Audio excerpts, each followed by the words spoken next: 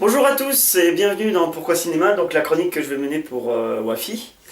Donc aujourd'hui on va s'attaquer un peu à du lourd, à du gros, à du très très gros, puisqu'on va parler de 2001 de l'Odyssée, enfin je vais parler de 2001 de l'Odyssée de l'espace, un film de Stanley Kubrick, sorti en 1968, avec Gerd Willa dans le rôle de David Bowman, Gary Lockwood dans le rôle du docteur Frank Poole, et Douglas Rain dans le rôle de HAL 9000, le fameux robot avec un point rouge. Ce film en fait est l'adaptation d'un roman, enfin d'une série de romans d'Arthur C. Clarke. Le film se divise en 4 parties. La première partie en fait c'est l'aube de l'évolution, donc c'est une partie un peu assez étrange pour un film de ce type et pour un film de cette époque-là, en 1968. On n'a pas l'habitude de faire des films qui commencent comme ça, avec un écran noir et avec juste de la musique. Dans cette partie-là, on assiste en fait à une scène avec des singes. On peut supposer en fait que ces singes sont nos ancêtres, nos lointains ancêtres. Et la scène se finit avec la découverte du monolithe.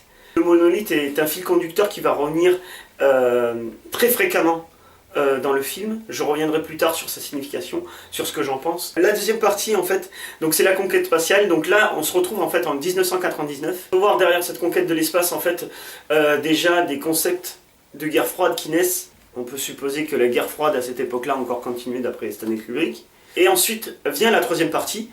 Donc on se retrouve avec là David Bowman, le docteur Frank Poole, ainsi que HAL. Donc là, cette partie-là, en fait, va plus s'intéresser sur, je dirais, une critique de la technologie, de l'avenir futuriste de l'homme, etc., à travers l'ordinateur HAL. Et enfin, la quatrième partie, qui est pour moi l'une des plus intéressantes, parce que ça part complètement en what the fuck, sans pour autant que ce soit illogique, parce que c'est très intéressant. David Bowen en fait se retrouve en fait dans un espace-temps, enfin dans un espace hors du temps, où il voit à la fois son passé et son futur. Donc voici les 4 parties qui sont pour moi importantes dans le film. Donc l'aube de l'évolution, la conquête spatiale, la mission de Jupiter, puis finalement l'avènement du monolithe. Le monolithe en question en fait c'est un espèce de gros carré assez grand. Vous pouvez en avoir des reproductions sur internet, regardez-les, vous tapez monolithe de 2001 de l'Odyssée de l'espace, c'est quelque chose d'assez imposant, et à chaque fois qu'il apparaît ce monolithe, il y a une musique pesante, prenante, de Giorgi Ligeti, j'espère que j'écorche pas son nom, ce qui fait que ça m'amène à vous parler aussi de la musique dans ce film, qui est vraiment extrêmement importante, qui apporte un poids nécessaire artistique à ce film. Sachez qu'au tout début du film, donc je vous ai parlé de la première partie, avec l'aube de l'évolution, on voit des singes en fait vivre en groupe, ce qui peut sembler un début de civilisation, un début de construction de l'humanité. Lorsque le monolithe apparaît, pour moi il m'a semblé dans le film qu'en fait c'est un début de construction de religion à travers ce monolithe, qui est assez accentué par la musique, cette pierre mystérieuse, et qui provoque en fait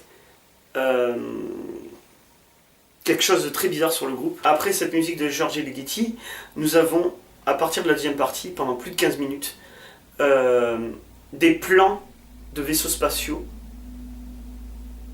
assez pas contrôlés, comme si on était un peu dans l'espace, avec des corps qui se balancent, sur une musique de Johann Strauss qui s'appelle Le Beau Danube Bleu.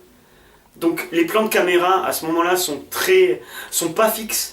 Contrairement à la première partie, on avait quelque chose de très terrien, et là on sent qu'on est dans l'espace. Donc déjà à cette époque-là, alors qu'on nous parle d'Interstellar, de Gravity, Stanley Kubrick avait cette vision-là de filmer comme si on était dans l'espace, comme si on était porté par la gravité, en utilisant des plans de caméra très larges, en cinémascope aussi. Le film est en cinémascope. Juste pour préciser quand même le cinémascope, avant, on va dire, jusqu'en 1950, après je connais pas très bien les dates, je suis pas un historien du cinéma, mais on avait des plans de caméra en 4 tiers, c'est-à-dire que ça formait un carré.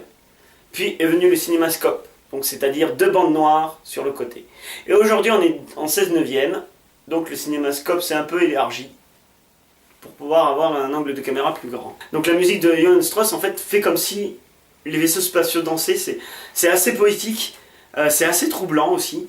On s'attend pas à ce genre de choses, surtout que ça fait plus de 25 minutes qu'il n'y a pratiquement aucune parole dans ce film, à part les rugissements des singes dans la première partie. Il nous amène en fait donc aux angles de caméra aussi qui sont proposés dans les vaisseaux spatiaux eux-mêmes.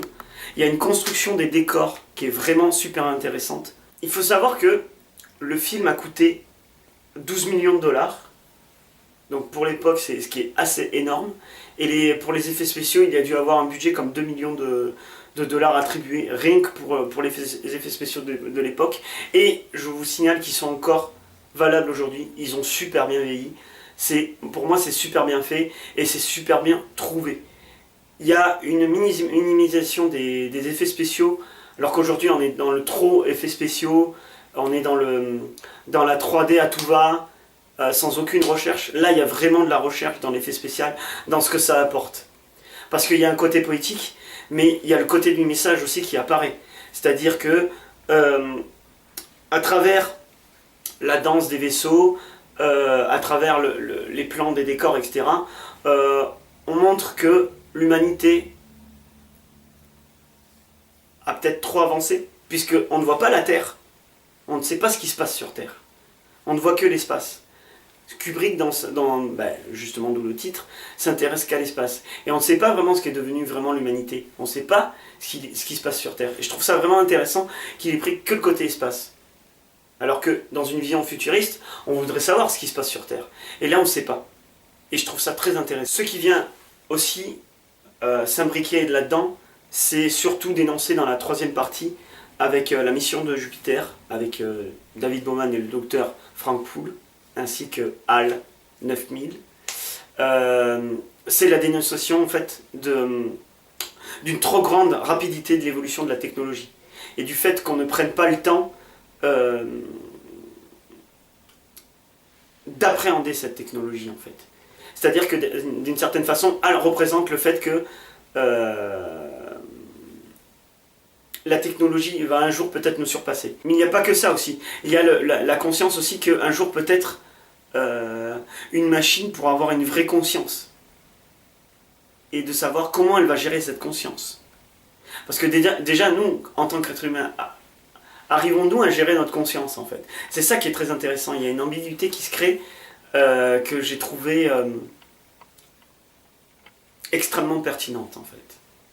Donc le monolithe revient comme fil conducteur, comme s'il était le lien entre tous ces espaces, entre l'évolution de l'homme dans la première partie, puis la conquête, avec derrière le concept de guerre froide qui revient en arrière-plan, mais qui n'est pas forcément super bien montré, mais qui montre que Kubrick peut-être pensait qu'il y aurait encore peut-être la guerre froide à cette époque, en 1999.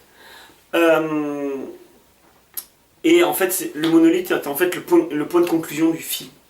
C'est le fil conducteur. C'est quelque chose de métaphysique. On ne sait pas très bien ce que c'est, si c'est un dieu, si c'est une entité supérieure qui nous contrôle. En fait, j'espère que cette chronique vous invitera à voir ce film, que j'ai particulièrement aimé.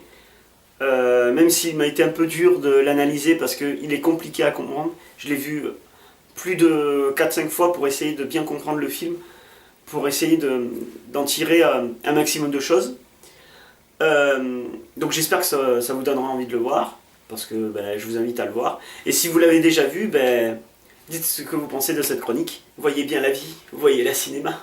Youhou!